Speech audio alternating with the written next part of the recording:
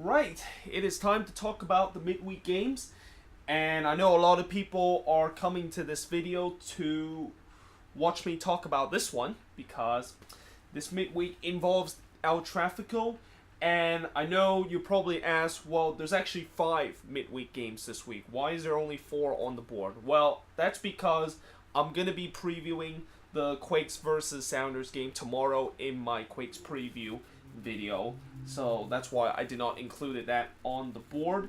And most likely when I do review these games, most likely I will review it on Friday, and I have to do the preview of the weekend games on Thursday. So this is really one of the few times where I had to review the midweek games after I have to do the preview. But either way, let's get into these 4 games. Again, this shouldn't be a very long video. I'll also leave a kind of time to tell you where exactly I start talking about this El Trafico for those of you that just want me to hear talk about this game. But we start with DC United versus the Red Bulls. So for the second week in a row, DC is going to be playing against another tough opponent in the Eastern Conference. This time they will be playing against the Red Bulls at home at Audi Field. DC United, of course, lost their last match against Atlanta 3-1, while the Red Bulls won 2-0 at home against New England. And, this is kind of a match where, for DC, they certainly want to win this match if they still think that they can make the playoffs. I mean, I just think that this team is just so far behind the playoff picture. And I know that we have seen it before where teams that are near like the bottom of the table by this time and they made a miraculous comeback. I think Sporting KC did it like a couple of years ago. And the fact that DC has a lot of home games, and so far they are actually unbeaten at home this season. It's hard to believe, but if you look at the 3 home games that they have, including the ones where they were playing in a temperate venue, they all won or draw those games. So they're kind of unbeaten at home so far this season in league, although they're playing against a Red Bulls team that is going to be very, very good and very, very talented.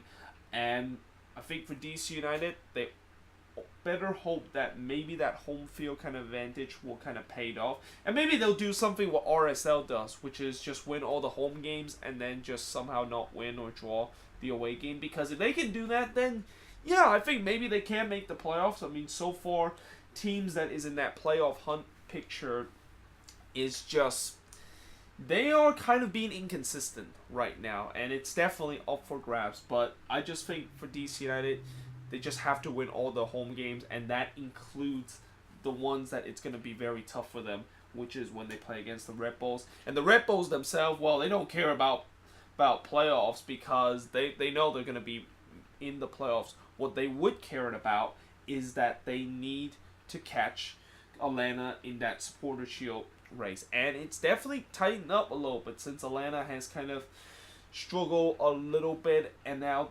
they are just 4 points behind Atlanta with 2 games in hand over Atlanta. So technically you could say they have the better kind of point ratio right now. Or actually no, they're actually all tied at 2 points in terms of the points per game ratio with Atlanta, and it's the same for their New York neighbor NYCFC. So they would want to win this one so that they can potentially catch Atlanta in that Supporter Shield standing. But certainly DC United will try to make it hard for them, and they themselves will also looking to try to get a win in this game.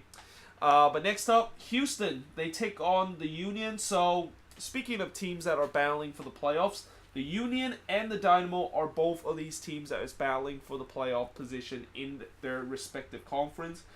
Houston, of course, is battling to try to get above the red line, and I think they are kind of in a good spot considering the fact that they do have games in hand over teams that is above the red line, teams like the Galaxy and the RSL that is just above the red line. Well, the Union themselves, well, they don't have that kind of luxury, and this is a Union team that lost their last match against the Galaxy at home, which has to be a very painful loss considered they played they're playing at home, and now they have to go on the road against a Houston team that just do not lose at home.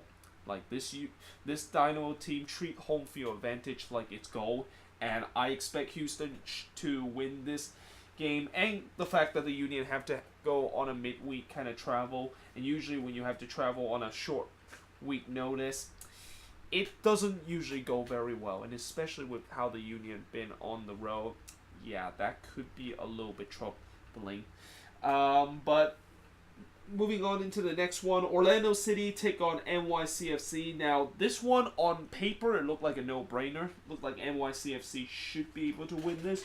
Although Orlando City will definitely be coming into this game angry because of what happened in the last match and how they kind of got robbed in the last match with the penalty that was kind of conceded by them. But it turns out when you look on instant replay, it wasn't a penalty at all.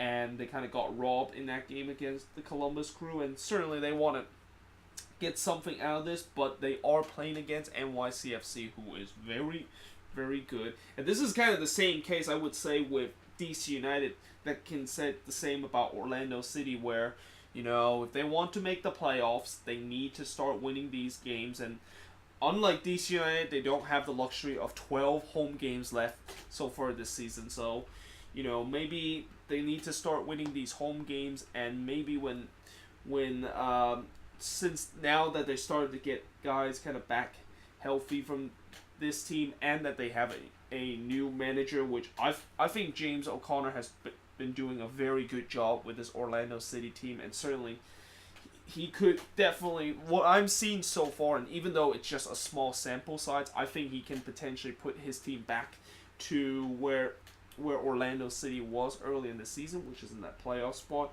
But first, they gotta have to play against NYCFC, and this is definitely gonna be very tough.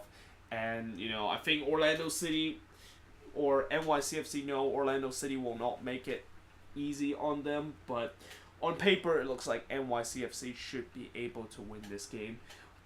But yeah, which brings us to this game, and this is the one that a lot of people is going to be paying attention to, including myself. And originally I was actually thinking about going to this game, but then a couple of weeks later, a couple of weeks ago, I actually decided not to go because the tickets for this game is really expensive. Like, it's triple digit to trying to get a seat into this game. And since I already traveled to LA a couple of times, I just decided to kind of pass this opportunity, and maybe I might do it next season or the season after.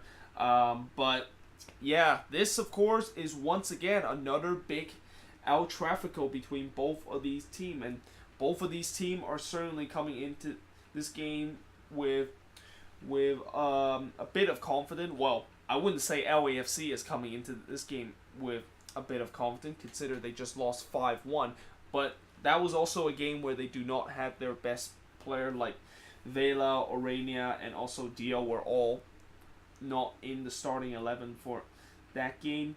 And the fact that they're playing at home too, which they have not lost a single game at home. They've been unbeaten so far at home. And, you know, for the Galaxy, you know, they are just on a really hot streak right now. And it seemed like that defensive woe that they had for the first part of the season is started to go away, and that this defense is actually started to hold into shape. And, you know, the attack, which we know that they are really good because they have Zlatan and Kamara and Alessandrini all firing on all cylinders.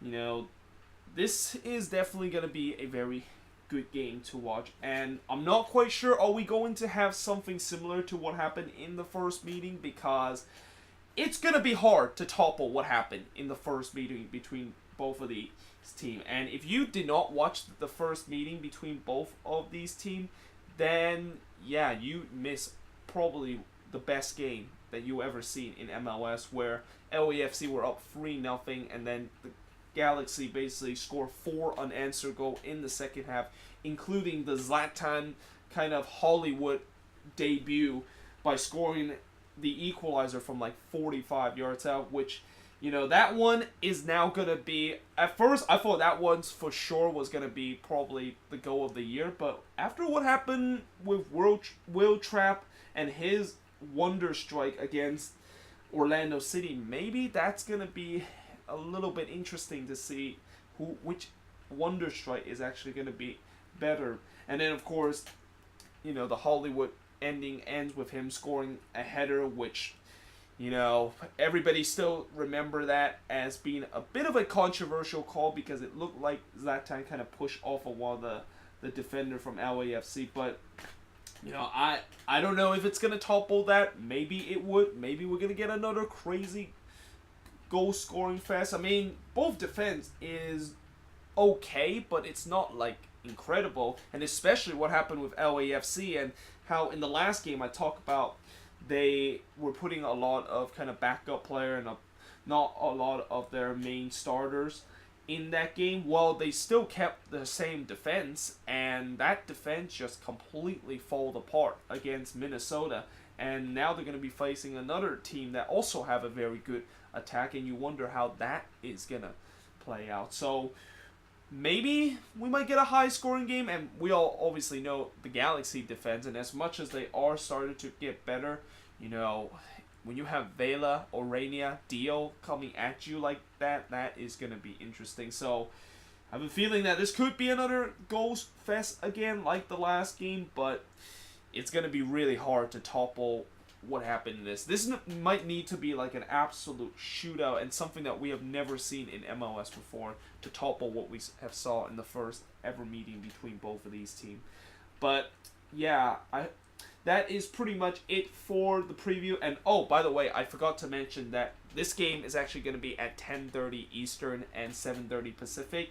And I know a lot of people in the East Coast is going to be very angry that this game is late at night. But guess what? What did you expect when this game was put into the midweek? Which is kind of odd why this should be in the midweek. This should be like a weekend game to be honest. But yeah, I hope you guys enjoyed this video. If you do, make sure you guys leave a like, smash that subscribe button. Let me know in the comments below what do you think of these games, and leave your prediction below for these games. And yeah, I hope to see you guys next time.